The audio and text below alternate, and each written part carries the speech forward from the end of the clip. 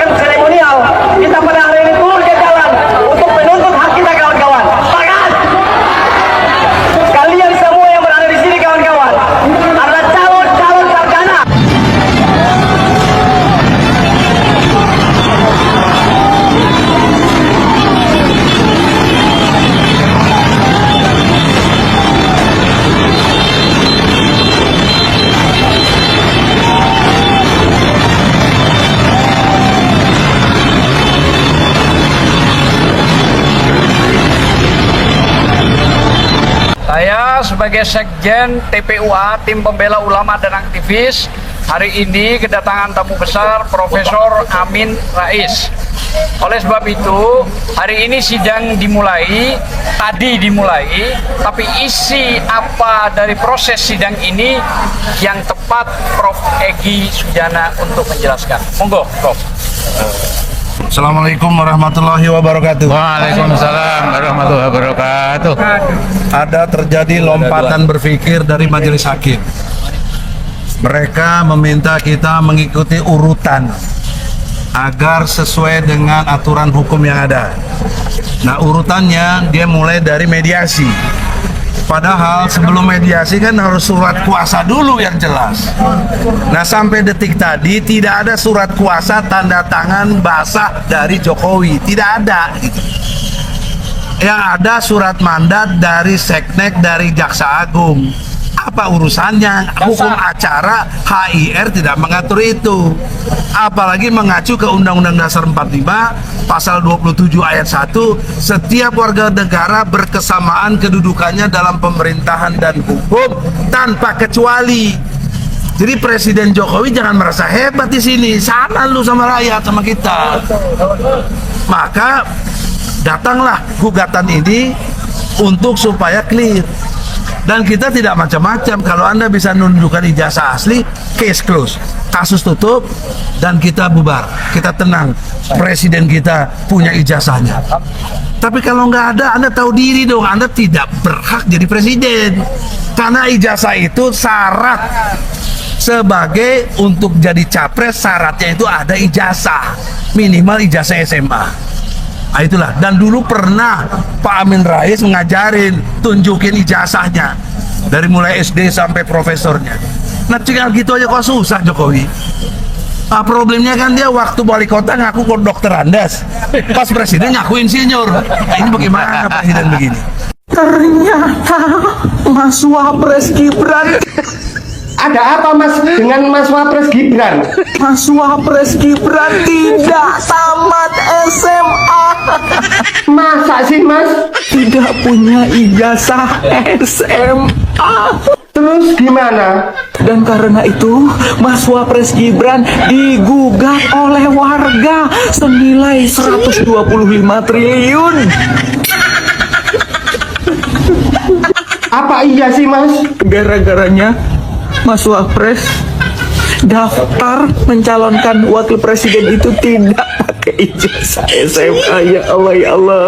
Gak mungkin itu Mas, karena kata orang-orang Mas Wapres Gibran itu wakil presiden terpintar. Kalau nggak percaya, kita tanyakan langsung kepada Mas Gibran. Permisi Mas Gibran, sebutkan 6 suku yang ada di Indonesia. 1. Suku Jawa, 2. Sunda, Betawi, Batak, Dayak. Udah 6? Belum, baru 5. Satu lagi. Kurang 1 apa ini? Kurang 1 suku lagi Mas. Mas Gibran kan suka membaca kan? Kalau saya sendiri sih jujur aja orangnya apa ya, nggak suka baca.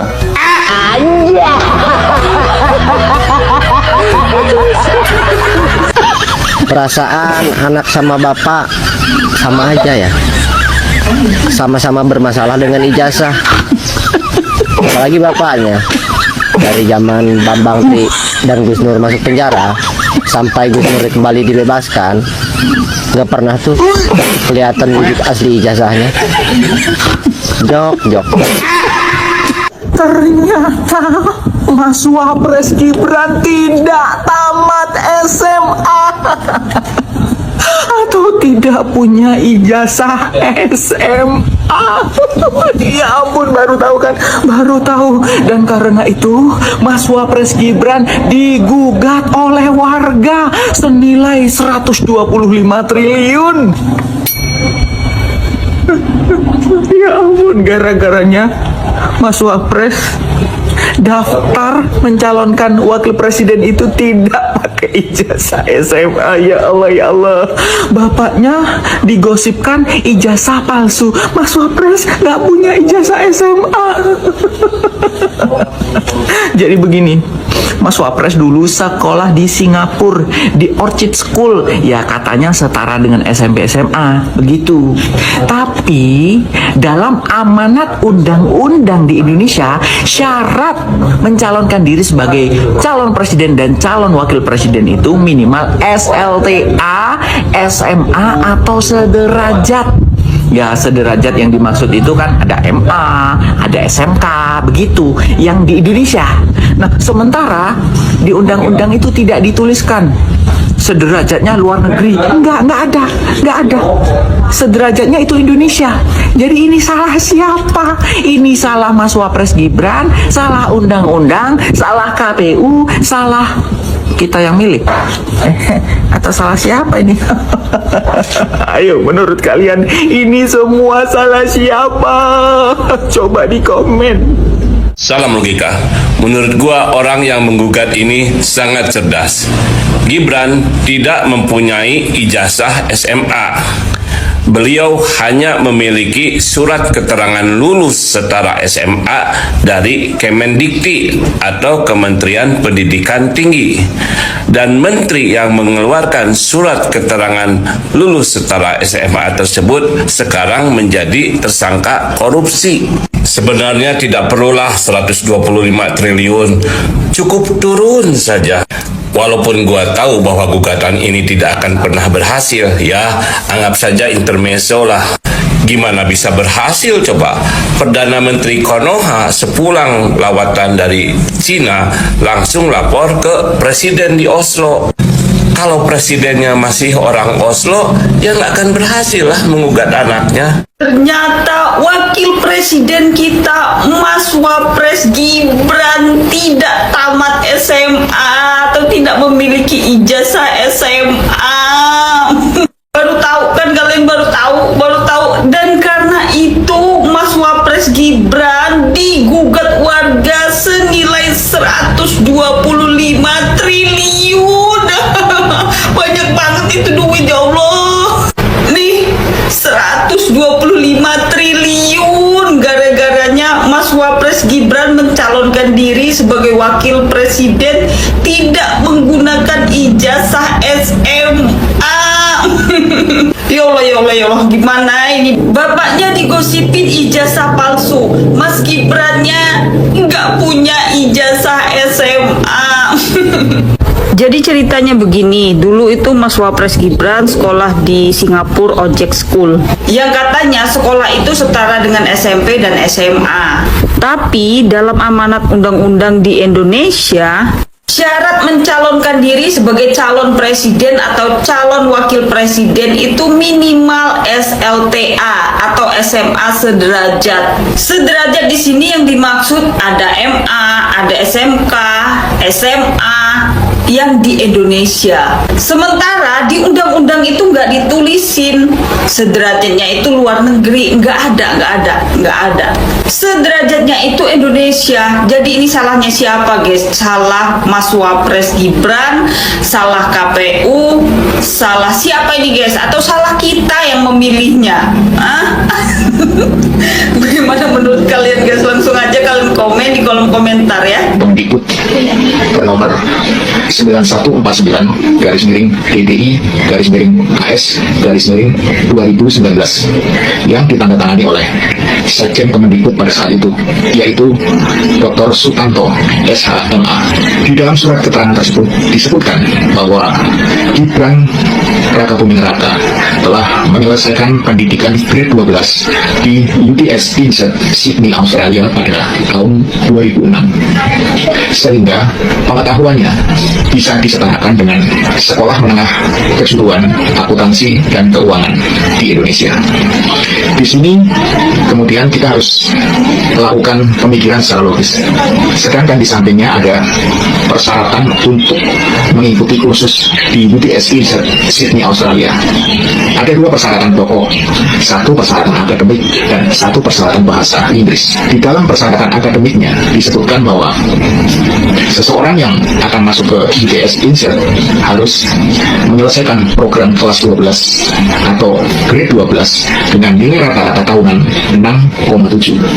Nah, dari syarat akademik ini kita langsung bisa mengambil kesimpulan bahwa surat keterangan yang dikeluarkan oleh Kemendikbud untuk penyetaraan pendidikan Gibran Rakabuming Raka bisa dikategorikan asli tapi palsu. Kenapa demikian? Asli karena memang surat tersebut dikeluarkan secara resmi dari lembaga Kemendikbud dan ditandatangani pula oleh pejabat yang berwenang pada saat itu. Namun, kenapa kita sebut palsu?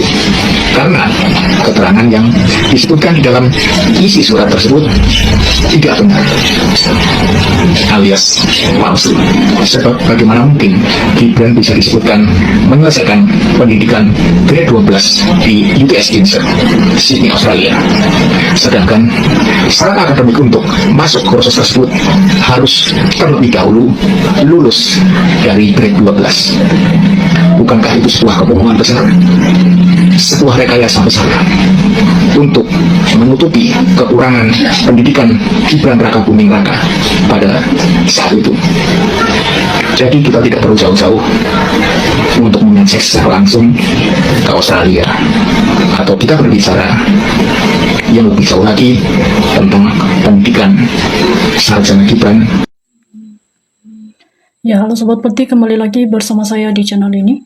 Nah, kita telah menyaksikan sebuah cuplikan video yang sangat menarik, dan tentunya di sini kita akan melihat bagaimana saja komentar dan tanggapan netizen dalam sebuah cuplikan video tersebut.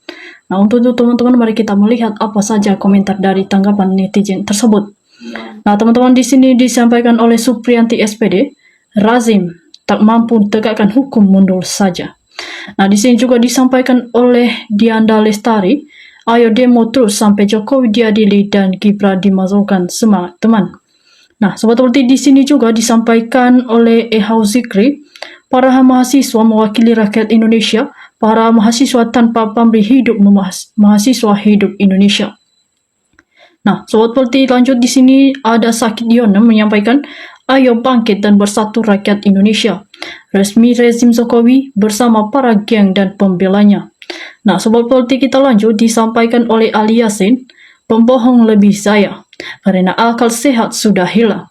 Disampaikan juga di sini oleh Manto Zaya, bila rakyat dan mahasiswa turun, pasti penegak kebenaran walaupun penuh dengan pengorbanan jiwa dan raga. Nah, Sobat Politik, kita lanjut disampaikan oleh Songkeng, Jokowi tidak akan dipecat kalau tidak dijemput paksa, karena Jokowi sudah menyuap semua KPU, Hakim, Jaksa, Polda, Kapolri, semua ternak termul dibayar ribuan triliun. Ijazah palsu bikin negara hancur, rakyat sengsara, menjerit ijazah anjing ke Jokowi lebih gila daripada anjing gila. Nah, Sobat Politik, kita lanjut disampaikan oleh aspek proyek, mestinya rakyat yang turun seperti di Nepal. Klauka, lebih baik revolusi total daripada rakyat makin menderita.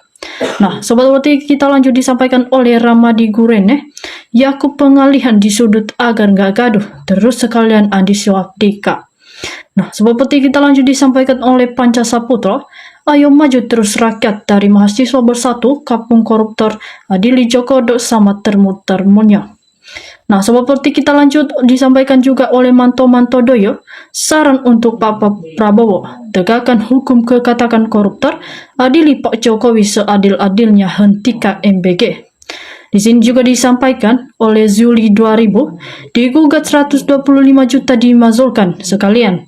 Perlu di beberapa mantan menteri lagi yang didekriminalisasi oleh si mantan demi menyelamatkan diri dan keluarganya, atau juga akan menyalahkan rakyat. Apa masih belum cukup koleksi dosa-dosa rakyat?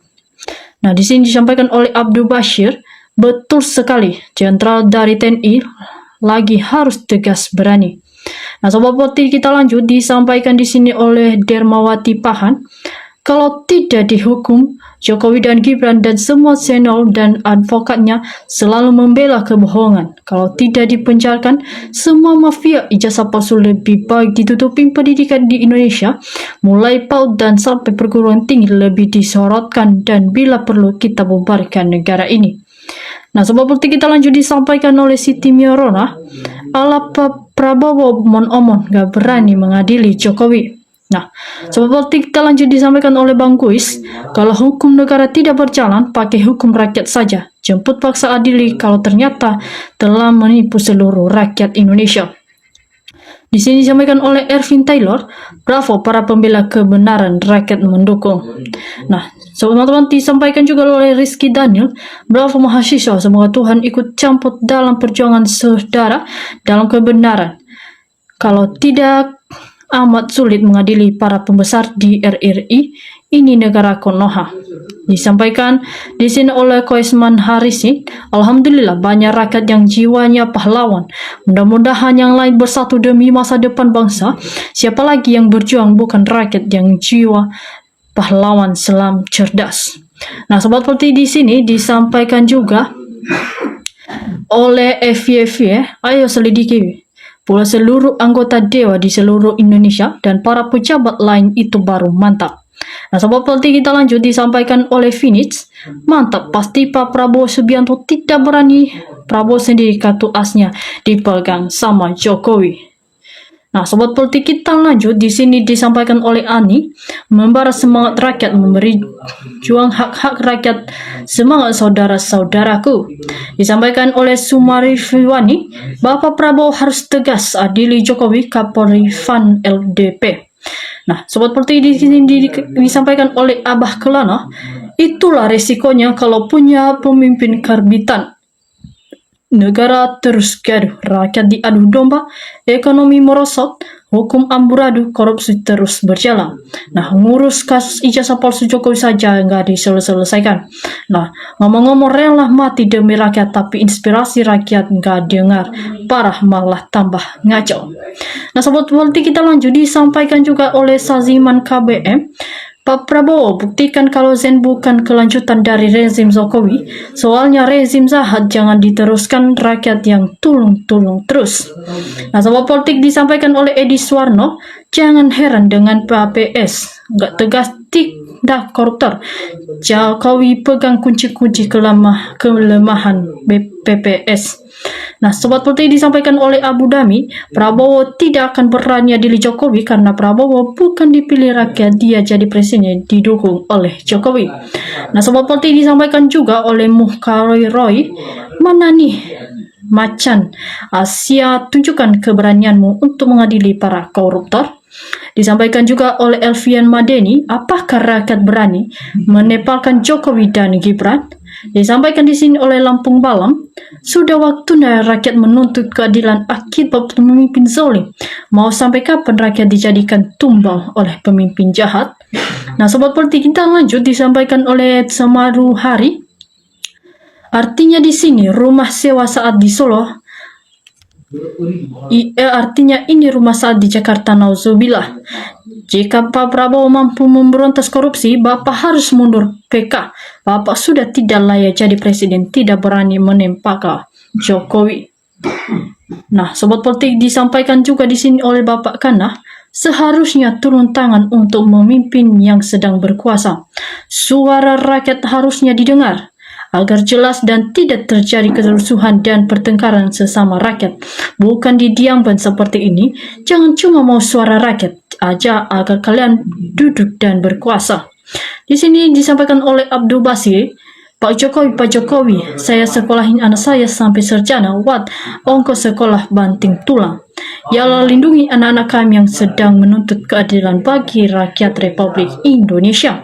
Nah, sobat politik, kita telah menyaksikan bagaimana komentar para netizen dan bagaimana juga tanggapan teman-teman dari komentar-komentar tersebut. Jangan juga luapkan di kolom komentar di bawah. Sekian dari saya, salam NKRI.